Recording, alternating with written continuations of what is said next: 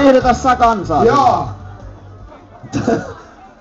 Tää onkin tää pahempi puoli, niin kun huomasitte, että toi lauluhommahan ei oikein suju, niin ei kyllä tää oikein tää stand-up-komiikkakaan.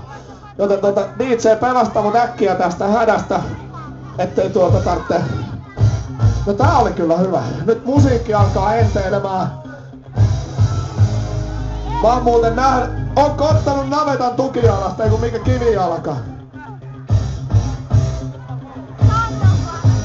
Siellä on nimittäin Britnillä, Sindillä ja Frankilla, niin voi tulla seinät niskaan, kun Jappi on ottanut kivijalasta pari kappaletta näitä lekaharkkoja mukaan tänne reissuun.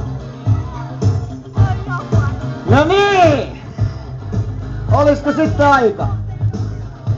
Mä taidan tietää, mitä mulle tästä seuraa. Joo, koska musta tuntuu, että nyt kun kerta siellä on navetta ilman kivijalkaa, ollaan se tuotu tänne Lahteen asti, niin mitä sanoisit, jos pistää HP makuulle, noi tiilet sen päälle ja lyötään sieltä niin sanotusti vetelät housuun? Tää lekoleikki. HP, tää olisi ollut todella helppo rooli tässä. Meppä makaamaan. On helppo laittaa laihimies sinne loittanalle. Älä aina vetoa siihen laihuuteen. No johonkin se on munkin vedottava. No niin, mä oon siihen nyt. Joo.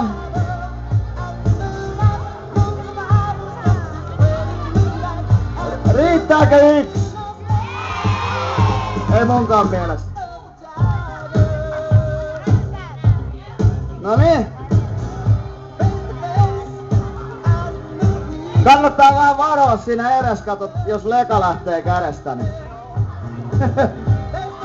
Ollaan ei oo kuin 9 sormi. No niin, annas mennä sitten. No niin! Lyödäänkö?